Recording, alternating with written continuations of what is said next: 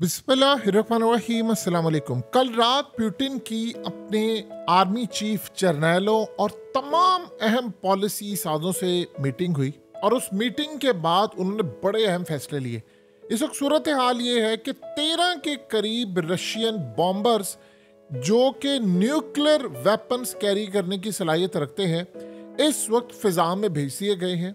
ये अब तक की सबसे बड़ी लार्ज डिप्लॉयमेंट थी, जो आप ये समझ लीजिए कि ये बॉम्बर्स और मिसाइल प्लेटफॉर्म पूरी तरह किसी भी जगह पर कोहराम मचाने के लिए तैयार हैं। यानी ये समझ लें, ये किसी भी जगह पर शहर के शहर उड़ा सकते हैं, हर तरह की इंस्टॉलेशन तबाह कर सकते हैं। इस वक्त सूरत हाल ये है कि ये न्यूक्लियर यानी मिसाइल भी ले जा सकते हैं, लॉन्ग रेंज स्ट्राइक भी कर सकते हैं। ये इस वक्त फिजा में भेज दिए गए हैं। अब इसका मकसद क्या है? क्या इन्होंने कोई बहुत बड़ा स्ट्राइक करना है? क्या सूरत हाल है? देखिए, इस सारी सूरत हाल में जो पुतिन के इंतहाई करीब दिमित्री ट्रेनिन, ये जो शख्स है, ये असल में रशिया की जो फॉरेन और डिफेंस पॉलिसी काउंसिल है उसके मेंबर भी है। ये थिंक टैंक चलाते हैं और सबसे बढ़कर ये रशिया की जो मिलिट्री इंटेलिजेंस थी उसमें 21 साल काम कर चुके हैं। पुतिन को बड़े अहम तरीन मशवरे देते हैं, इंटरनेशनल सतह पर लिखते हैं, राइटर भी हैं, और सबसे बढ़कर जिन लोगों पर पुतिन भरोसा कर सकता है ये उनमें शामिल है। इन्होंने जो अपनी रिपोर्ट पेश की है थिंक टैंक की, इन्होंने पुतिन को कहा है कि देखिए, ऐसा लग रहा है कि वेस्ट अब डर नहीं रहा हमसे। यानी शायद उनको अंदाजा है कि हमने जो बात की थी कि हम न्यूक्लियर मारेंगे, उसको लग रहा है कि नहीं, ये ऐसा नहीं करेंगे। तो इस वक्त हमें करना ये चाहिए कि एक रिमाइंडर दे दें जाकर कि हम किस तरह न्यूक्लियर मार सकते हैं, और वो रिमाइंडर इस तरह दे क्योंकि अमेरिका ने इस वक्त और वेस्ट के साथ मिलकर हम पर प्रॉक्सी वार शुरू कर दी, जैसे दाइश की मदद से या किसी चीज़ की मदद से। तो हमें काम ये करना है कि हमें अब इनको एक रिमाइंडर देना है कि किस तरह हम न्यूक्लियर मार सकते हैं। वो रिमाइंडर आप इस तरह दें, सबसे पहले तो न्यूक्लियर टेस्ट करें, और न्यूक्लियर टेस्ट करके जो नो फ्लाई जोन है, जहां पर मिसाइल ले जाने की, बॉम्बर्स ले जाने की इजाज़त नहीं है, ख़ासतौर पर ब्लैक सी, वहां पर हम अपने मिसाइल लेकर जाएं, अपनी पूरी की पूरी फौज लेकर जाएं, पलटन लेकर जाएं, और वहां पर जाकर अब नेटो की कुछ मिलिट्री बेसिस को उड़ा दें, और साथ हमारे न्यूक्लियर मिसाइल ले जाने वाले बॉम्बर्स भी हो, वो न्यूक्लियर मिसाइल भी रखे कि अगर कोई आए तो उसको कहे कि सिर्फ 1 सेकंड का फासला है, बटन दबेगा तो तुम सब तबाह हो जाओगे। उसने कहा जब तक जाकर हम इनको न्यूक्लियर मिसाइल इनकी हदूद में नहीं लेकर जाएंगे, तब तक ये सीधे नहीं होंगे, और ये रिमाइंडर आपको देना पड़ेगा। अगर वहां पर लड़ाई होती है तो फिर हम इस दफा फर्स्ट स्ट्राइक कैपेबिलिटी कर दें।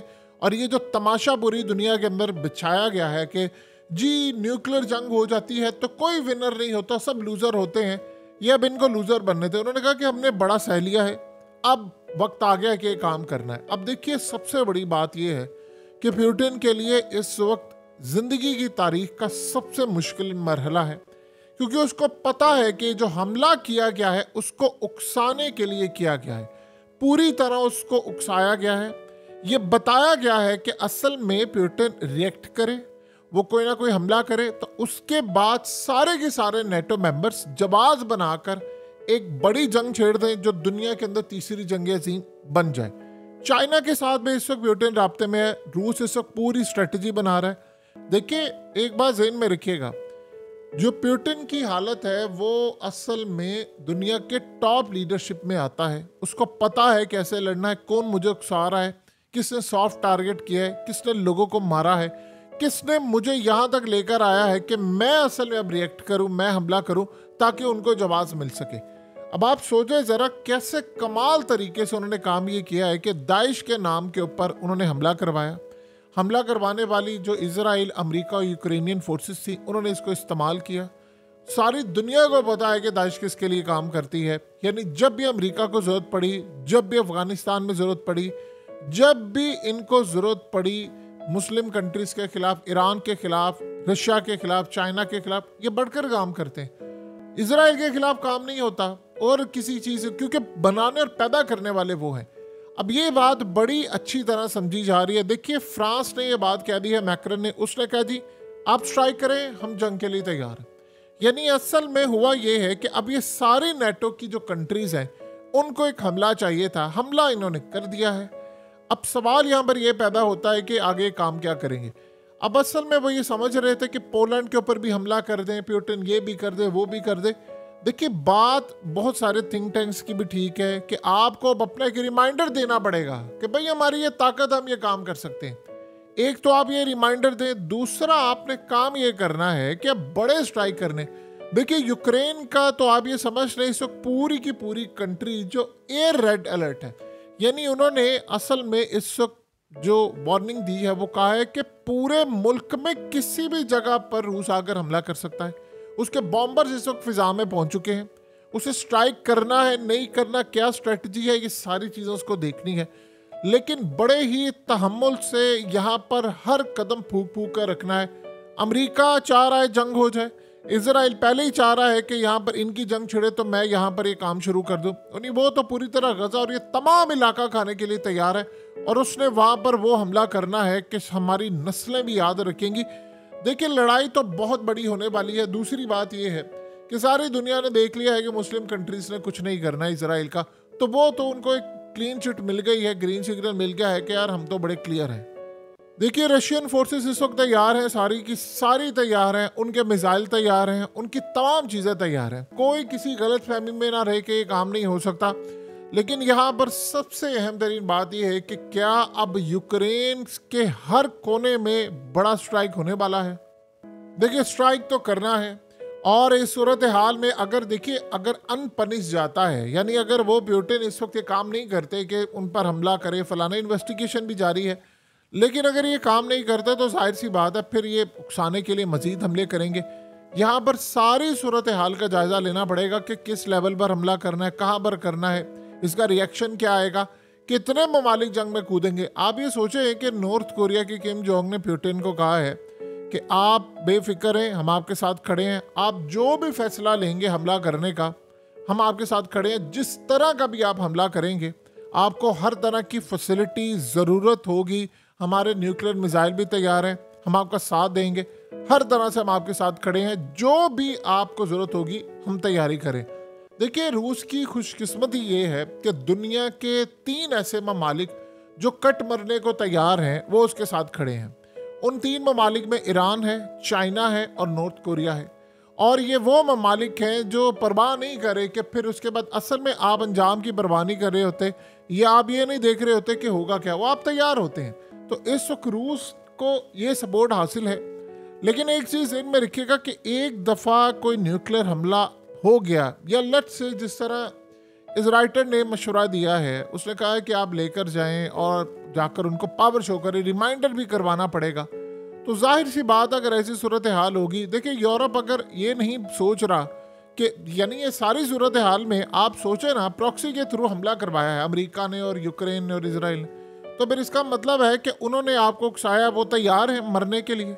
यानी अगर रूस मिसाइल मारेगा न्यूक्लियर तो इसका मतलब वो चाह रहे हैं कि न्यूक्लियर मिसाइल मारा जाए। अगर वेस्ट जा रहा है तो फिर मरना है तो फिर सारे मर जाएं, यानी वहां पर भी लोग मारे जाएंगे, उधर भी 10 मिनट सिर्फ लगेंगे, सिर्फ 10 मिनट लगेंगे रूस को कि उसने न्यूक्लियर मारना है। क्या सूरत हाल होगी ये असल में इस वक्त उसको इन्होंने तनहा करने की कोशिश की, इनसे बर्दाश्त नहीं हो पाया। सबसे बड़ा बेनिफिशियरी इस सारे खेल में इजराइल है।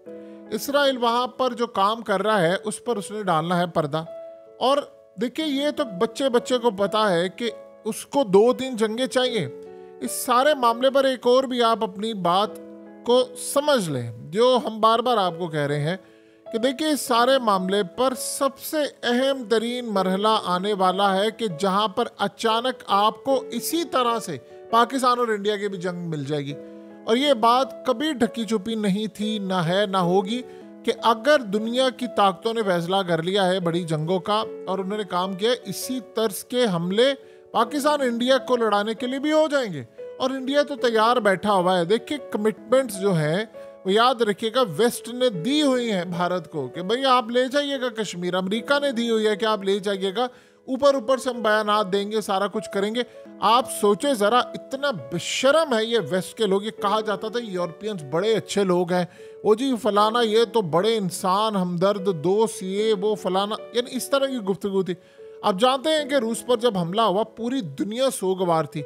आप सोचो जरा, आपने किसी भी मुल्क के दिल पर जाकर हमला किया, 150 बंदे मार दिए। क्योंकि पाकिस्तान थोड़ी है कि 200, 250, 300 बंदा भी मर जाएगा, चलो अगले दिन कोई बात नहीं, मरते ही है ना, पाकिस्तानी मरे है ना, कोई मसला नहीं होता है। यानी वो रूस के अंदर आम लोग मारे गए हैं, और जब मारे गए हैं तो उसके बाद वेस्ट की जानिब से जानते हैं क्या बात आई है सामने, जर्मनी की जानिब से ऐसे बेशरम लोग हैं, कह रहे हैं कि हमें अपना गोल और टारगेट जो है फोकस उस पर करना चाहिए, और ऐसे हमलों के बाद हमें कोई डायरेक्शन चेंज नहीं करनी चाहिए। इसका मतलब जानते हैं क्या है?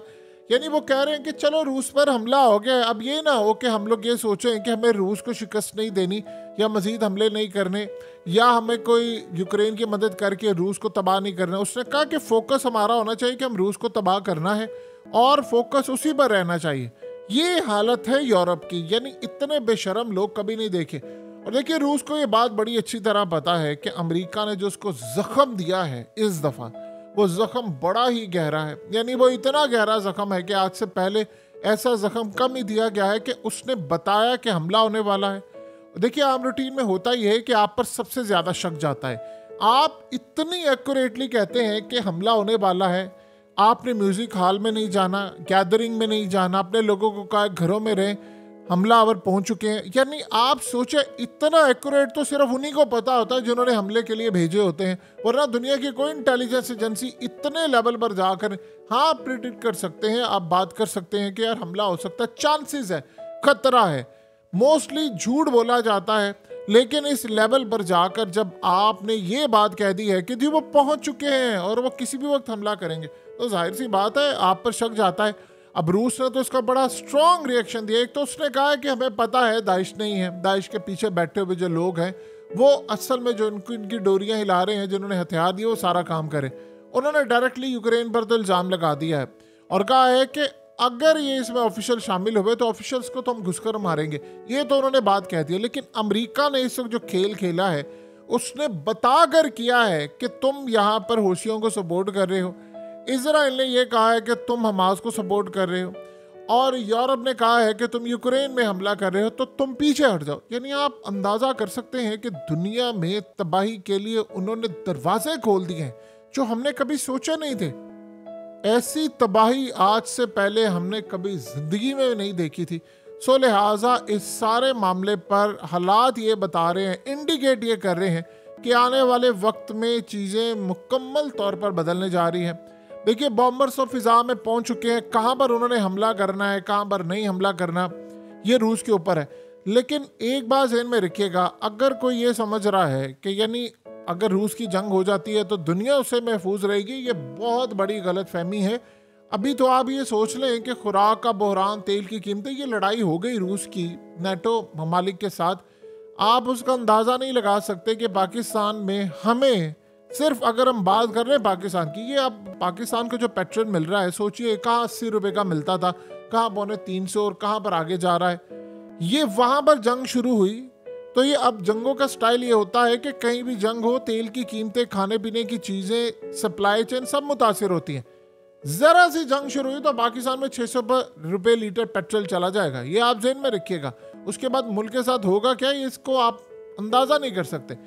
हम वो मुल्क थोड़ी हैं कि हमने अमेरिका और सारी ताकतों का प्रेशर लेकर अपना को तेल निकाल लिया। ईरान की ज़मीन वही लगती है, साथ वजीरिस्तान की वही लगती है। तो लिहाजा ये बात कहना बड़ा आसान है कि ठीक है रूस आकर जवाब दे दे। देखिए, उनका इंटरनली मामला है, उनको जवाब देना चाहिए, लेकिन उसके बाद जो दुनिया के अंदर होगा उसका भी हम लोग अंदाज़ा नहीं लगा सकते। यूक्रेन और रूस की जंग छिड़ी तो तेल की कीमतें आसमान पर चलेगी। अब सोचे ज़रा, नेटो के साथ जब ये होगा तो पूरी दुनिया का हाल क्या होगा। इवन कि आप अंदाज़ा कर लें कि इंडिया भी इस बात से परेशान है कि जंग छिड़ जाए तो मामला काफ़ी ख़राब हो जाएंगे। ज़ाहिर सी बात है, फिर आपको साइड से लेना पड़ेंगी, सप्लाई चेन मुतासिर हो जाएगी। आहिस्ता आहिस्ता करते करते सारे ममालिक इन जंगों में कूद पड़ेंगे, और जब आप एक दफ़ा किसी जंग में कूद पड़ते हैं तो फिर याद रखिएगा वापसी कोई नहीं होती। सो अब सूरत हाल बिल्कुल क्लियरली उस जानिब जा रही है। इन्होंने बॉम्बर्स और फिजा में भेज दिए हैं। कहाँ पर स्ट्राइक करना है, कितना करना है, ये असल में रूस पर डिपेंड करता है। लेकिन अगर एक न्यूक्लियर रिमाइंडर चला जाता है तब भी हालात शायद इससे ज़्यादा ख़राब हो जाएं, क्योंकि अगले आपको उकसा चुके हैं। अगले ने आपको कह दिया है कि भाई हम हमला करने के लिए तैयार हैं, हमें न्यूक्लियर लड़ाई भी कबूल है। आप अगर इस सारे मामले पर चुप करके बैठ जाएंगे तो आप बैठ जाएंगे, आपका मसला है, हमारा नहीं है। सो फाइनल जो कॉल होगी वो पुतिन ने फैसला करना है, वो कैसे करना है, क्या नहीं करना। लेकिन जो भी सूरत हाल है बड़ा सोच समझ के फैसला करना है, क्योंकि आपका एक अमल दुनिया के अंदर वो जंग छेड़ देगा कि शायद हम उसके बाद दोबारा रिकवरी करते इस दुनिया में तो कम से कम मौजूद नहीं होंगे, क्योंकि उसको लगेंगे 100-200 साल, क्योंकि ये वो वाली जंग नहीं है जो पहले कभी हुआ करती थी। उसको 100-200 साल लगेंगे, तो तब तक तो हम इस जहां में कम से कम जितने भी लोग इस वक्त दुनिया में मौजूद हैं वो तो कम से कम मौजूद नहीं होंगे।